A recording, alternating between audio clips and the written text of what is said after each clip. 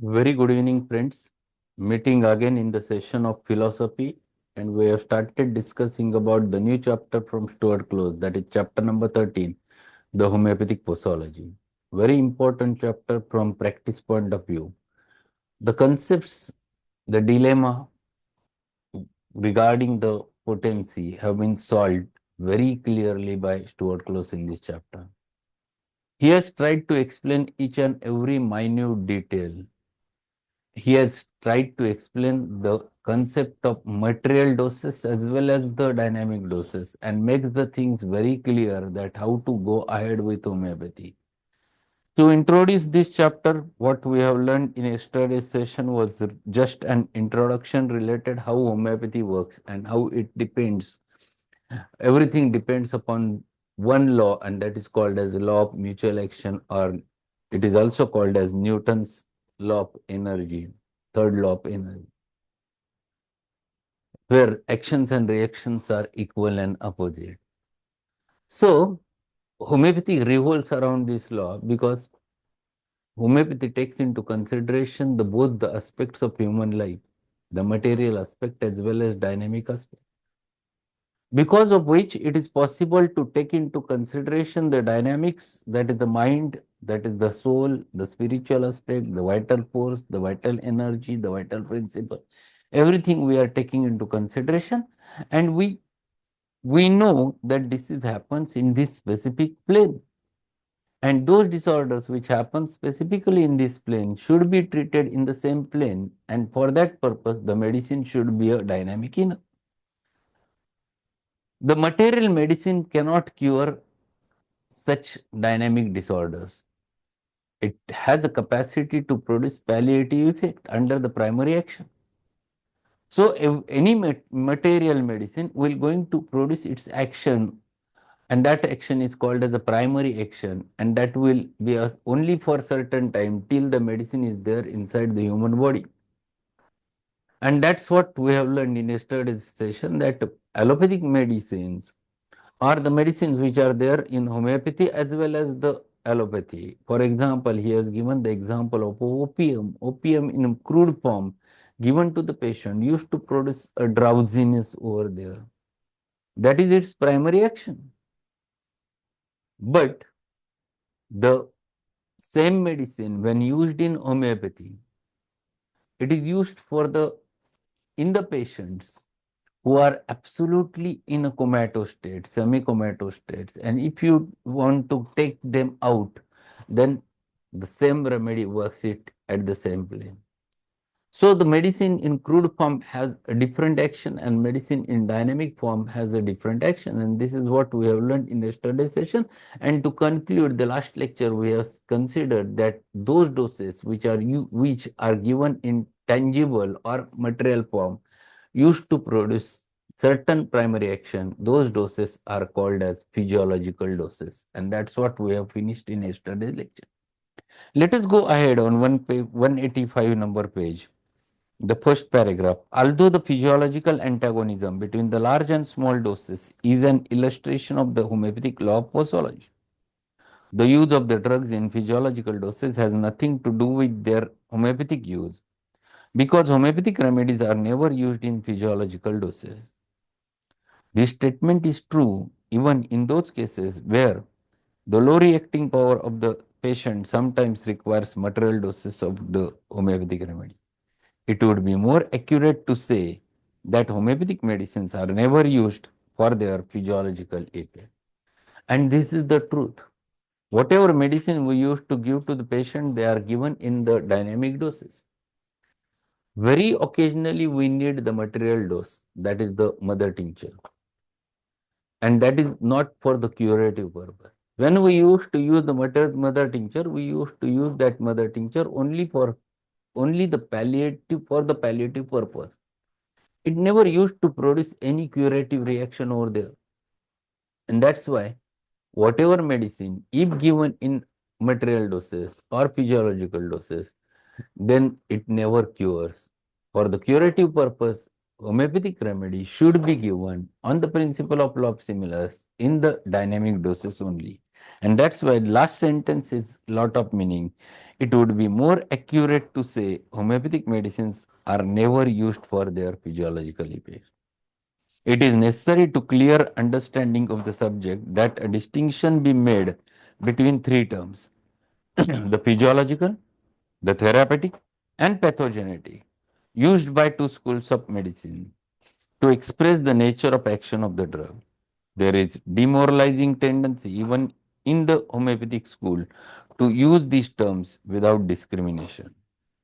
And what he says, there are three words which are generally used when we take into consideration the doses. The first is physiological dose, the second is called as therapeutic dose, and third is called as a pathogenetic dose. And what exactly mean by it, that one must know. Generally, people used to use this vaguely, but there is a big difference between them. And that's what is that difference? He tries to explain it in the next paragraph. The word physiological, as currently used in medicine in relation to the drug action and doses, is misleading and inaccurate. The word has reassuring sound, pleasantly suggestive of something normal and healthy. Its use tends to obscure or keep in background the fact that kind of drug action so designated is essentially a toxic action and therefore really painful and injurious. The physiological action of the drug is not its therapeutic action, therapeutic or curative action. It is exactly the opposite of the curative action and is never employed in homeopathic practice for therapeutic purposes.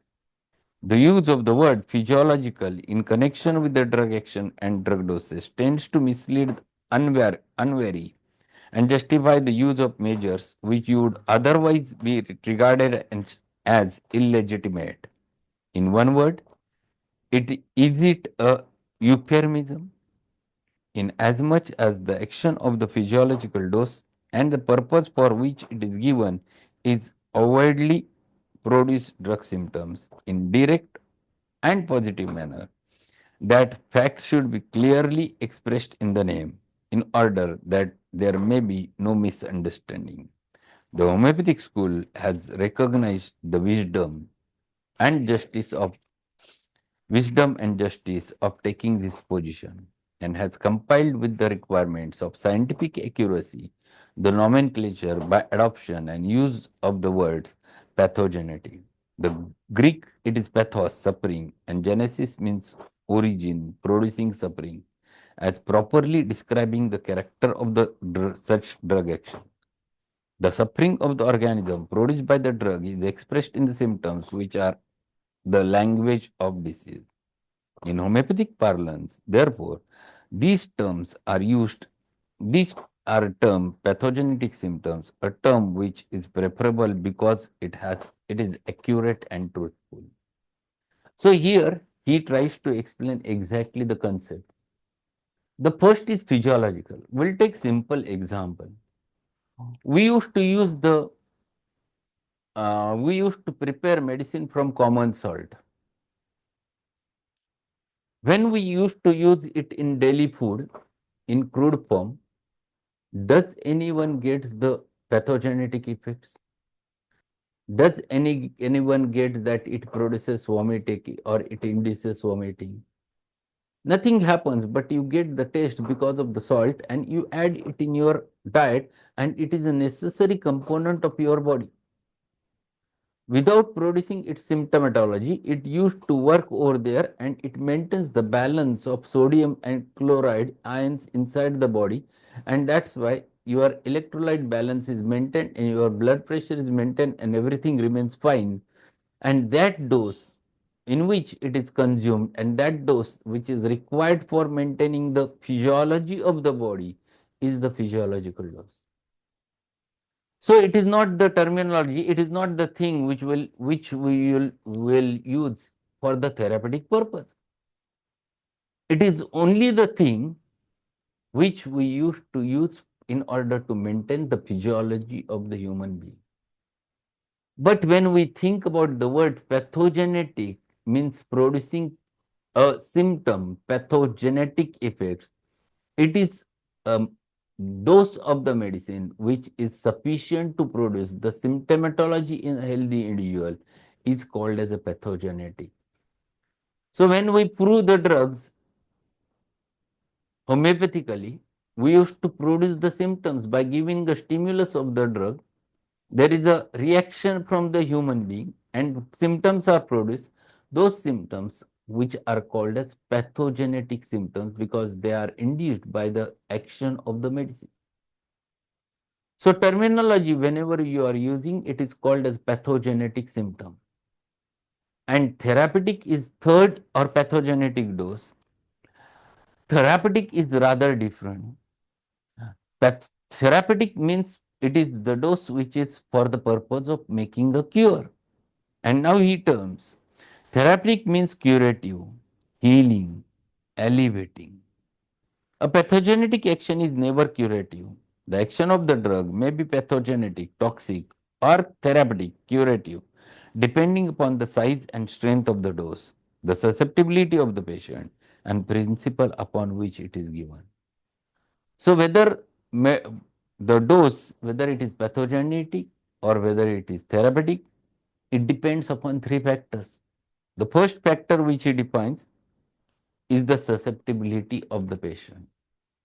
If the patient is so susceptible, he used to react so strongly even to the minute dose. If patient is low susceptible, he will require repetition of the medicine and then he starts showing the symptom. It varies from individual to individual because susceptibility varies from individual to individual.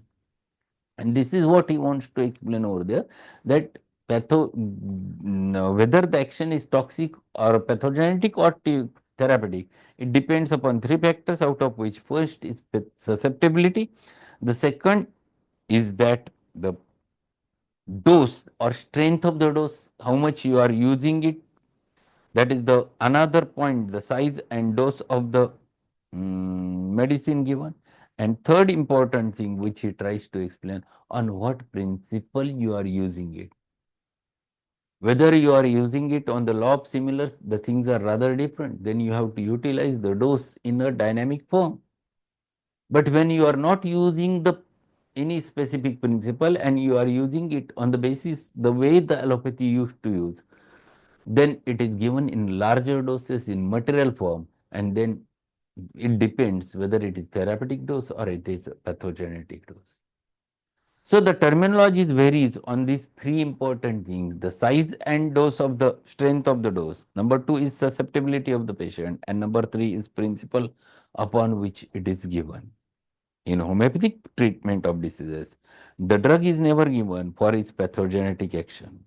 Pathogenetic does may be given, however, for the experimental purpose to the healthy person in making what are called as provings. In treating diseases homeopathically, the object is not to produce symptoms but to remove them. By means of similar remedy in the minimum dose, it is possible to do this in a direct manner without producing symptoms. It is necessary to resort to the indirect, antipathic, or and allopathic method of producing drug symptoms in one part to remove the disease of the same or any other part, and therefore it is not necessary to use physiological or pathogenetic doses. The homeopathic cure is obtained without suffering, without producing action, without the production of any drug symptoms, in a positive and direct manner by the action of subphysiological or subpathogenic doses. In other words, by the minimum dose, which is the dose so small that it is not capable of producing symptoms when used therapeutically. So, whenever we used to use homeopathic remedy, we never give it in larger doses so that it will produce its primary action or primary effect. We used to give the medicine so small that it will not induce directly a primary action. So, there will be no problem after giving the medicine, and it will not change the physiology into the pathology with the help of dynamic doses. And that's why they are called as subphysiological or subpathogenic effect. Homeopathy requires that therapeutic dose must be capable of only producing a slight temporary aggravation or intensification of already existing symptoms, never of producing new symptoms. So when you use or choose the homeopathic principle, your aim is just to get an homeopathic aggravation and not the medicinal aggravation. Your aim is just to stimulate it and to induce the only intensification of the original symptoms of the disease and not of the production of new symptoms. Only the similar remedy in the smallest possible dose is capable of bringing about these highly desirable results. By this means the patient's strength and vitality are conserved, his suffering quickly reduced to the lowest possible degree, and a true cure brought about if the case has not passed beyond the curative stage. So when you choose the homeopathic principle, that is law of similars, and you find it out a remedy, and then you give it in right potency, slightly stronger than the natural disease, then there will be only intensification of the original symptom. There is nothing more than that which develops over there. There is no introduction of new symptoms over there. And that's why this is called as a homeopathic aggression, and which is expected and which is necessary. It is not to be understood that intensive infinitesimal doses are not capable of producing symptoms in healthy susceptible person. For that is not true. Infinitesimal doses will produce symptoms in certain high sensitive patients, and many of our most valuable provings have been made with more or less highly potentized medicines. Indeed, no remedy can be regarded as having been thoroughly proven until it has been proven in potencies as well as in crude form.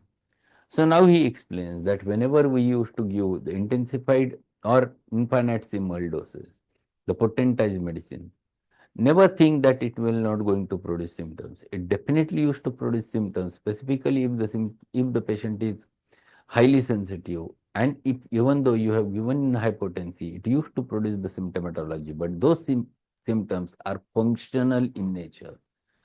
They are not pathological symptoms.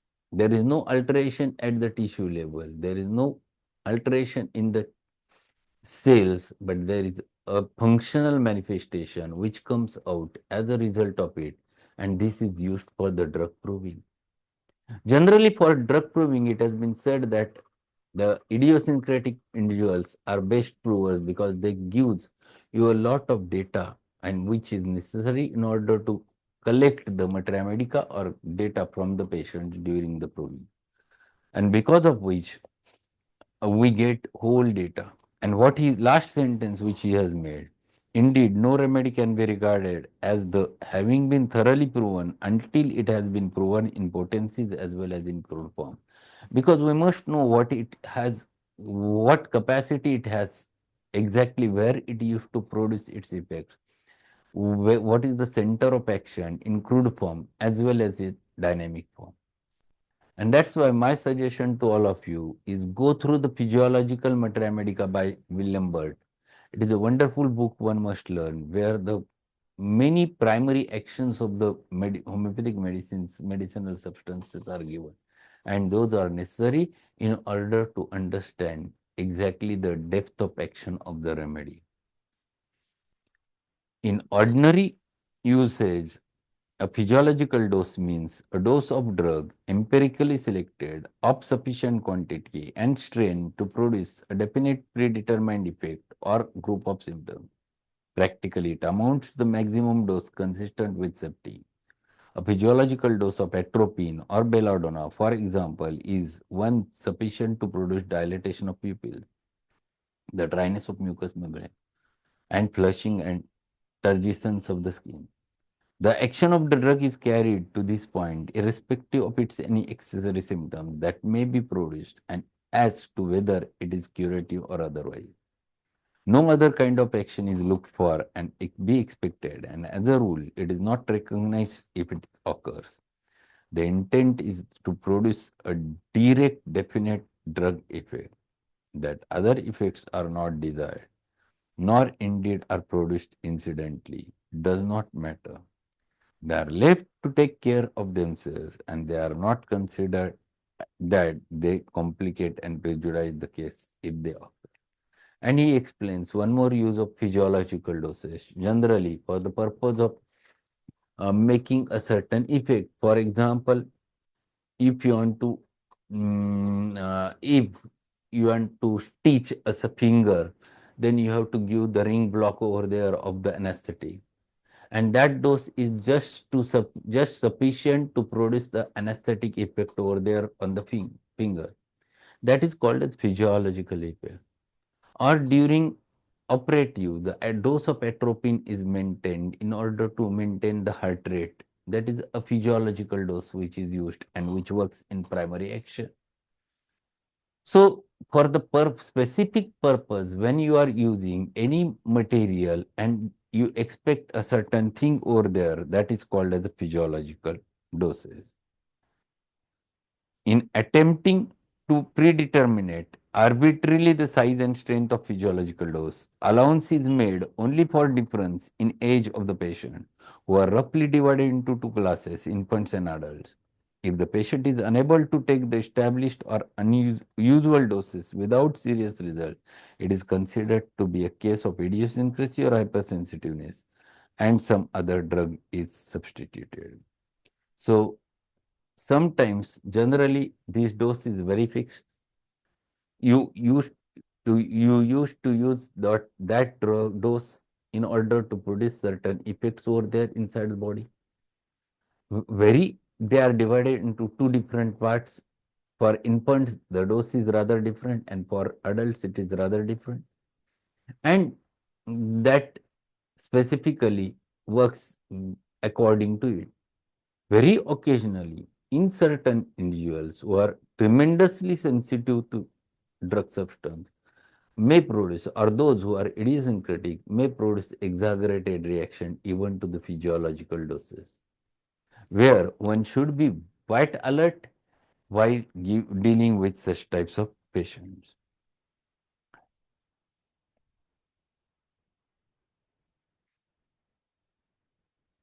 Unlike the homeopathic physician, the allopathic practitioner is not trained to observe finer, more delicate action of drugs upon human beings. He does not therefore recognize symptoms expressing such actions when they occur. From this point of view, such symptoms, so long as they are not serious, are of no importance and have no use. So the way allopath looks towards the action of the medicine is rather very superficial. They used to give it in tangible things, material larger doses, and they go on observing what happens at the tissue level, what happens at the discharges, what happens at the level of cells. They look towards the tangible things only. They never looks what symptoms it has produced, what are the changes it has affected, what are the changes affected at the specifically at the psychological level, mental level, in the sleep, in the dreams. They never looks towards those things. And that is the big difference between the allopathic proving and the homeopathic proving. We, in the homeopathy, used to give so much importance to all varieties of symptoms, whether they are subjective or whether they are objective. From our point of view, from homeopathic point of view, the subjective has a big meaning. From allopathic point of view, they don't have meaning to the subjective symptoms. And that's why they never gives importance to the subjectives. They go on observing what are the objective symptoms, and that's why their proving is rather superficial. I think it's better to stop over here and conclude the today's session. Tomorrow we'll meet at the same time with the next part of the this posology. Today evening, it is not possible to conduct lecture. I have some function, so it is not possible today to conduct a remedy or Mathemedica session. We'll meet for the Mathemedica tomorrow evening. So thank you and good night. Thank you very much, sir.